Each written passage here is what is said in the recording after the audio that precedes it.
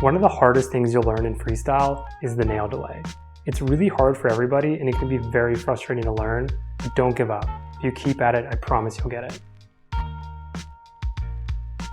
The number one excuse I hear from people who are struggling with the nail delay is that their nail is too short. But I promise you, I've never met anyone whose nail was too short to do the nail delay, and just for demonstration, I've cut my fingernails very short and I'm not wearing a fake nail. So the first thing to think about is your hand position. And the trick is to have your palm up, forearm parallel to the ground, and then you're going to curl all your non-delaying fingers in, and then have your delaying finger just a little bit above those other fingers. Now, when you start out, you might find that you're more comfortable delaying with your middle finger, or maybe your middle and your index finger. That is totally fine, but eventually you're going to switch to just your index finger. The next thing to think about is your hand movements. If you're delaying it clockwise, you're going to make little clockwise circles with your hands, and if you're delaying counterclockwise, you're going to make little counter circles. The idea here is that when you're delaying the disc, it's trying to process off your finger, and we use these little movements or these little circles to correct the disc to keep it flat. Another important concept for the nail delay is cushioning.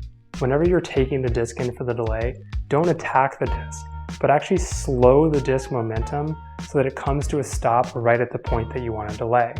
So when the disc is coming in, reach your arm out towards it and then bring your arm in with the disc, applying more and more pressure until the disc is finally resting on your finger. When you're starting out, it can also be helpful to move your feet. You're probably used to seeing freestylers who can just hold the disc steady like this, but when everyone starts out, we kind of move around using our whole body to correct the disc. Now, this will feel a little bit stupid at first, but hey, it's just freestyle, so you better get used to that.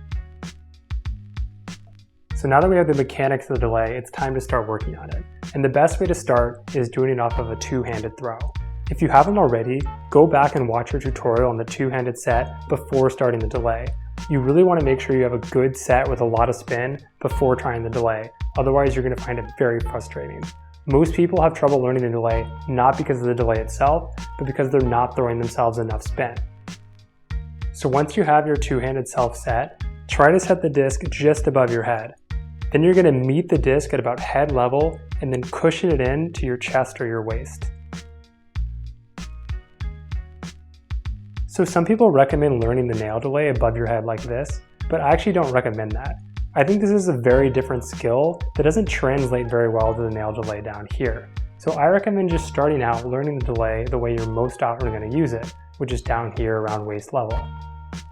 So just to say again, the nail delay is really, really hard.